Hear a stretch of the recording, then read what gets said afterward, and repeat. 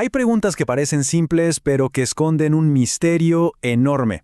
Y esta es una de ellas. ¿Cómo es posible que las matemáticas, que al final son una invención de la mente humana, logren describir el universo con una precisión tan increíble? Es una de las preguntas más hondas de la ciencia, y para empezar a explorarla, tenemos que ir a un lugar bastante curioso.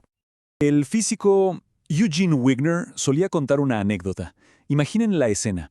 Un estadístico le está mostrando a un amigo su trabajo sobre cómo crece la población, y de repente el amigo ve en las ecuaciones el símbolo pi. Se queda helado. O sea, ¿qué tiene que ver el número pi, la relación del círculo con su diámetro, con la cantidad de gente que hay en el mundo? No tiene ningún sentido, ¿o sí? Bueno, esa reacción, que puede parecer un poco ingenua, en realidad da en el clavo. El propio Wigner decía que le provocaba una sensación espeluznante, y es que esta pequeña historia nos muestra el corazón del misterio. Conceptos matemáticos que parecen de un mundo aparecen en otro totalmente distinto, en las conexiones más inesperadas. Y justo ese es el enigma que vamos a desentrañar hoy. Ok, para entender por qué esta conexión es tan rara, tan especial, primero tenemos que poner las cartas sobre la mesa. Definamos un poco qué son las matemáticas y qué es la física. Parecen primas hermanas, pero en el fondo son muy distintas. Y aquí está el gran contraste. Por un lado, tenemos las matemáticas, una creación puramente humana, casi un arte, donde inventamos conceptos simplemente porque son elegantes, porque son bellos. Y por otro lado está la física, que es una ciencia de descubrimiento, o sea, su trabajo es buscar patrones que ya están ahí afuera, en el universo. Pensemos, por ejemplo, en los números complejos.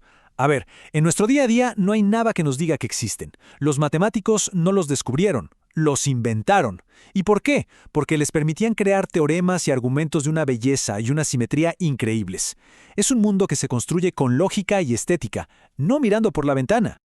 La física, en cambio, se enfrenta a un mundo que es un caos total, abrumadoramente complejo, y de pronto, casi por milagro, encuentra que hay patrones, hay regularidades. Descubre que dos rocas, no importa su forma, caen a la misma velocidad. A eso le llamamos leyes de la naturaleza. Son como islas de orden en un océano de caos. Y es justo aquí donde todo explota. Porque a pesar de ser dos mundos tan diferentes, uno inventado, el otro descubierto, resulta que uno se ha convertido en el lenguaje perfecto para describir al otro. Y ojo, que esta idea no es para nada nueva. Ya Galileo lo decía hace siglos. Pero lo realmente loco es que con el paso del tiempo, esta verdad no ha hecho más que volverse más y más profunda. Y la verdad, mucho más extraña.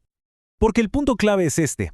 No es que la física use las matemáticas como un martillo para clavar un clavo. No. Es que las leyes mismas de la naturaleza son matemáticas en su esencia. Conceptos súper abstractos como los números complejos de los que hablábamos, que no tienen una contraparte real que podamos tocar, resultan ser absolutamente necesarios para describir el mundo cuántico. Y ese, amigos, es el primer milagro. Pero esperen, que el misterio tiene una segunda parte, una que es todavía más desconcertante. Y es la precisión, la increíble y, como decía Wigner, irrazonable precisión con la que estas matemáticas describen el mundo. Para que veamos de qué estamos hablando, vamos a viajar por 3 momentos clave de la historia de la física. Un pequeño tour que nos va a llevar desde la mecánica de Newton hasta el mundo rarísimo de la cuántica. Y bueno, nuestro primer ejemplo es uno de los pesos pesados, uno que todo el mundo conoce, la ley de la gravitación de Newton.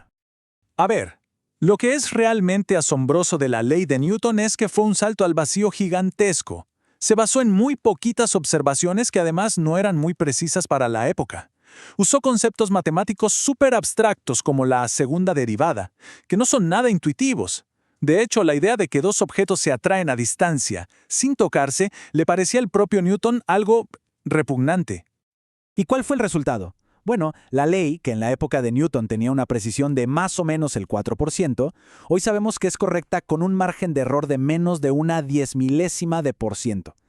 O sea, las matemáticas describieron la realidad muchísimo, pero muchísimo mejor de lo que los datos originales parecían justificar. Ahora, avancemos rápido unos cuantos siglos para nuestro segundo ejemplo. Aquí es donde el milagro se vuelve todavía más obvio, la mecánica cuántica. La historia aquí es de no creer.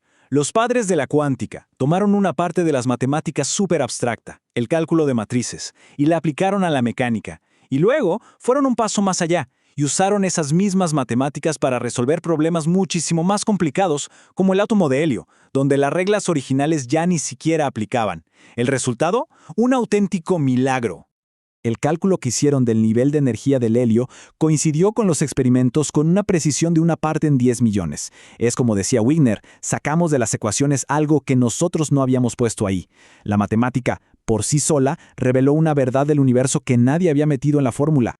Pero claro, tanto éxito, este nivel de acierto casi milagroso, nos lleva de la sorpresa y la maravilla a un problema filosófico bastante inquietante. Uno que Wigner bautizó como la pesadilla del teórico. Y la pregunta es inevitable, ¿no? Si las matemáticas funcionan pero tan bien, ¿eso significa que nuestras teorías son las únicas que pueden existir? ¿Hemos encontrado la verdad con mayúsculas o simplemente una descripción que por alguna razón funciona espectacularmente bien? Wigner lo explicó con una analogía genial. Imaginen que tienen un manojo de llaves y una serie de puertas por abrir. Y para cada puerta, la primera o la segunda llave que prueban, funciona. Uno empezaría a sospechar, ¿no? A pensar que quizá varias llaves abren la misma puerta. Bueno, quizá con nuestras teorías de la física pasa lo mismo. A lo mejor no son las únicas posibles. Y ojo, que esto no es un juego mental, pasa en la física de verdad. Hoy tenemos dos teorías increíblemente exitosas, la relatividad y la cuántica.